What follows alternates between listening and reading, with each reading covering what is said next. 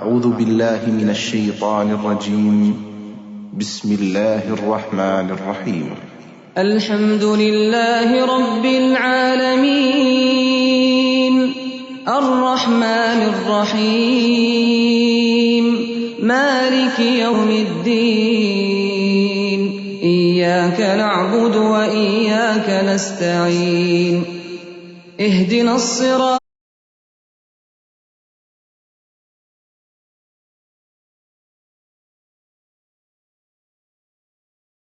المستقيم صراط الذين أنعمت عليهم غير المغضوب عليهم ولا الضالين.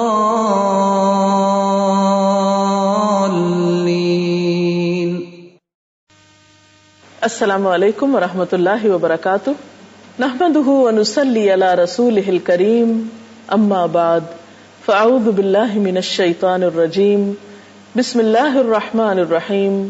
رب اشرح لی صدری ویسر لی امری واحلل عقدۃ من لسانی یفقہوا قولی. ہماری آج کی گفتگو کا موضوع ہے روزہ کیا ہے، روزے کی حقیقت کیا ہے، روزہ کس چیز کا نام ہے. عربی زبان میں روزے کے لیے لفظ صوم استعمال ہوتا ہے، صاد واو میم، جس کا مطلب ہے رکنا اور چپ ہونا. شریعت میں روزہ اس بات کا نام ہے کہ انسان روزے کی نیت کر کے طلوع فجر سے لے کر غروب آفتاب تک کھانے پینے اور بعض دوسری معین خواہشات کو پورا کرنے سے رکا رہے، اپنے آپ کو روکے رکھے. سوال یہ پیدا ہوتا ہے کہ ایسا کرنے کو کیوں کہا گیا کہ انسان اپنے آپ کو جائز خواہشات سے روک لے، کھانے پینے سے رک جائے، حالانکہ کھانا پینا انسان کی ضرورت ہے.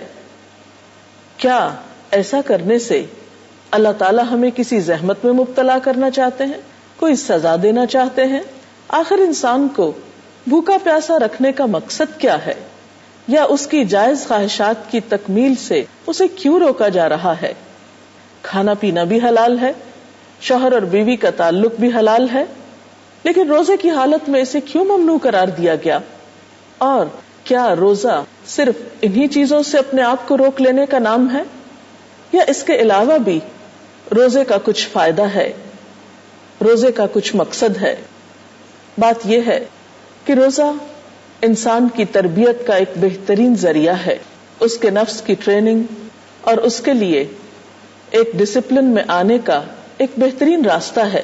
جو انسان اپنے آپ کو اپنی خواہشات سے روک لیتا ہے، اس کے اندر ایک خاص روحانی قوت پیدا ہو جاتی ہے. حقیقت یہ ہے کہ انسان دو چیزوں کا مجموعہ ہے، جسم اور روح. صرف جسم اس سے بھی انسان نہیں بنتا، اور صرف روح بھی انسان نہیں ہوتی. یہ دونوں چیزیں ایک دوسرے کے ساتھ ملتی ہیں، ایک دوسرے سے مطابقت کرتی ہیں، ایک دوسرے سے کوآرڈینیٹ کرتی ہیں، ایک دوسرے کی مددگار ہوتی ہیں، تو زندگی وجود میں آتی ہے، انسان وجود میں آتا ہے. دونوں کے اپنے اپنے تقاضے ہیں، دونوں کی اپنی اپنی ضروریات ہیں. جب انسان ہر وقت اپنی جسمانی ضروریات کو پورا کرتا ہے تو عام طور پر روح کے تقاضے نظر انداز ہونے لگتے ہیں. سال کے 11 مہینوں میں جسمانی ضروریات بلا روک ٹوک پوری کی جاتی ہیں، اور عموماً ہم اپنی روحانی ضروریات کی طرف توجہ نہیں دیتے. رمضان میں انسان کو جب کھانے پینے سے روک دیا جاتا ہے، انسان اپنے نفس کو کنٹرول کرنے لگتا ہے، تو اس کی روح کو پروان چڑھنے کا موقع ملتا ہے. جب روحانی قوتیں پروان چڑھتی ہیں تو انسان کے اندر بصیرت پیدا ہوتی ہے، گہری سوچ پیدا ہوتی ہے، اور انسان اس طریقے سے اپنی بعض ایسی عادات پر قابو پا سکتا ہے جو اس کی روح کو زخمی کرنے والی، اس کے دل کو بوجھل کرنے والی اور اس کو غم اور پریشانیوں میں مبتلا کرنے والی ہوتی ہیں. حقیقت یہ ہے کہ روزہ انسان کی روحانی بیماریوں کا بھی علاج ہے، اور اس کے ساتھ ساتھ اس کی جسمانی بیماریوں کے لیے بھی ایک علاج کی حیثیت رکھتا ہے. جہاں تک روحانی بیماریوں کے علاج کا تعلق ہے تو آپ صلی اللہ علیہ وسلم نے صاف طور پر فرما دیا کہ من لم يدع قول الزور والعمل به فليس لله حاجة ان يدع طعامه وشرابه، کہ جو شخص روزہ رکھ کر جھوٹ بولنا اور اس پر عمل کرنا نہ چھوڑے تو اللہ تعالیٰ کو اس بات کی کوئی ضرورت نہیں کہ وہ انسان کھانا پینا چھوڑ دے. تو گویا روزہ محض کھانا پینا چھوڑنے کا نام نہیں بلکہ بری عادات کو چھوڑنا بھی روزے کا تقاضا ہے. جب انسان بری عادات کو چھوڑتا ہے تو وہ روحانی طور پر صحت یاب ہوتا ہے، اور جب انسان دن بھر میں بلا ضرورت کھانا پینا چھوڑتا ہے تو اس کی جسمانی صحت بھی بہتر ہوتی ہے.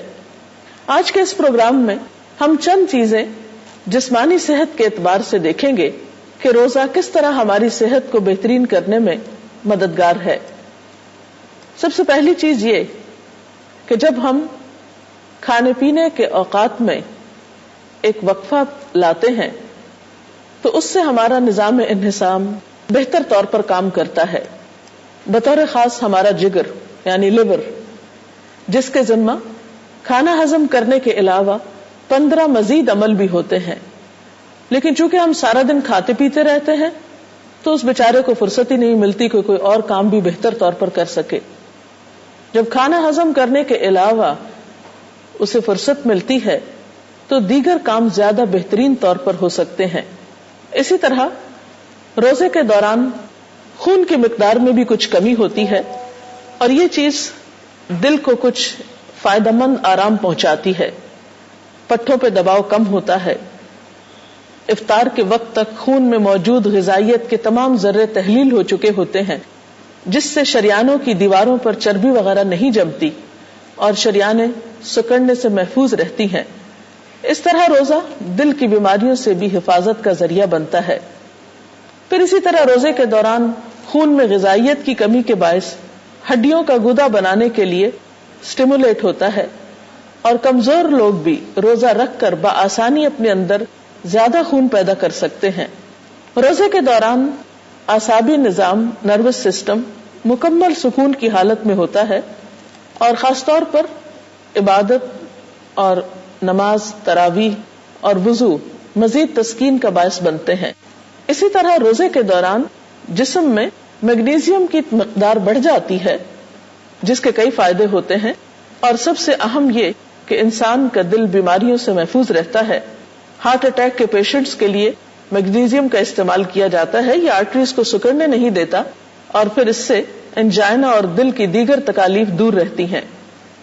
اسی طرح روزے کی وجہ سے گروتھ ہارمونز کے اخراج میں اضافہ ہوتا ہے.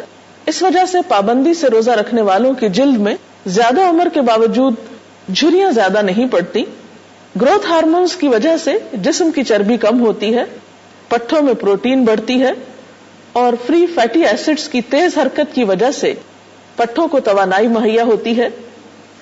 یہ ایک حقیقت ہے کہ جو انسان کی عمر بڑھتی جاتی ہے اس کی نیند کم ہونے لگتی ہے، لیکن روزے کی حالت میں انسان کے جسم کو اور خصوصاً اعصابی نظام کو ایسا سکون میسر آتا ہے، اور ایک خاص مادہ جسم میں خارج ہوتا ہے جس کا جسم پر ٹرینکولائزر یا مسکن اثر ہوتا ہے.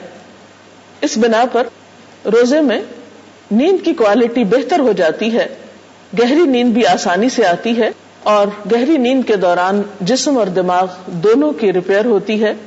اسی لیے کہا جاتا ہے کہ رمضان میں 2 گھنٹے سونا عام دنوں کے 2 گھنٹوں کی نیند سے کہیں زیادہ مفید ہوتا ہے. پھر اسی طرح رمضان میں خواب کا دورانیہ بھی روزے کی وجہ سے کم ہوتا ہے. آنکھوں کی جو ریپڈ موومنٹ ہے اس میں بھی کمی واقع ہوتی ہے. انسان کی یادداشت میں بھی اضافہ ہوتا ہے. پھر اسی طرح ہم دیکھتے ہیں کہ روزہ رکھنے سے خوراک کی توڑ پھوڑ کا بنیادی نظام یعنی میٹابولک ریٹ جو ہے وہ بھی معتدل رہتا ہے. رمضان کی راتوں میں نماز تراویح انسان کی صحت کے لیے ایک بہترین نسخہ ہے. ایک عام انسان میں ایک دن کی تراویح نماز میں کم از کم 200 کیلوریز استعمال ہوتی ہیں. پھر اسی طرح ایک بہترین جسمانی ورزش بھی ہے. اس سے جسم میں لچک آتی ہے، ڈپریشن اور اینگزائٹی کم ہوتی ہے.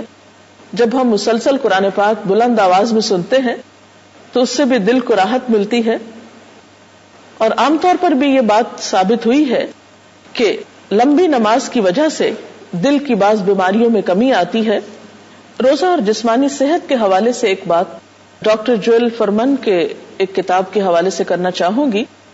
کتاب کا نام ہے fasting and eating for health. Doctor Fuhrman کے ساتھ کچھ اتفاق یہ ہوا کہ آئس اسکیٹنگ کے دوران ان کی ٹانگ ٹوٹ گئی. انہوں نے دیکھا کہ ان کے والد ارتھرائٹس کے لیے اپنا علاج روزے رکھ کے کر رہے ہیں.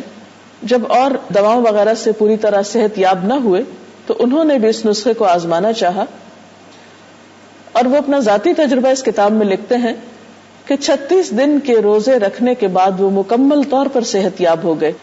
ان کا کہنا یہ ہے کہ روزے کے دوران جسم کے اندر یہ صلاحیت زیادہ پیدا ہو جاتی ہے کہ کیلشیم کے ڈپازٹس واپس جسم کے اندر جذب ہو جائیں. انہوں نے اپنے ذاتی تجربے کے بعد دوسرے مریضوں کو بھی روزے رکھوا کر صحت کا نسخہ بتایا، لیکن بات یہ ہے کہ بہت سے لوگ اس نسخے کو اپنے لیے مشکل پاتے ہیں. تو بہرحال روزہ ہماری جسمانی اور روحانی صحت دونوں کے لیے بہت مفید ہے. اس کے ساتھ ہی آج کے پروگرام کا وقت ختم ہو رہا ہے. اجازت. اعوذ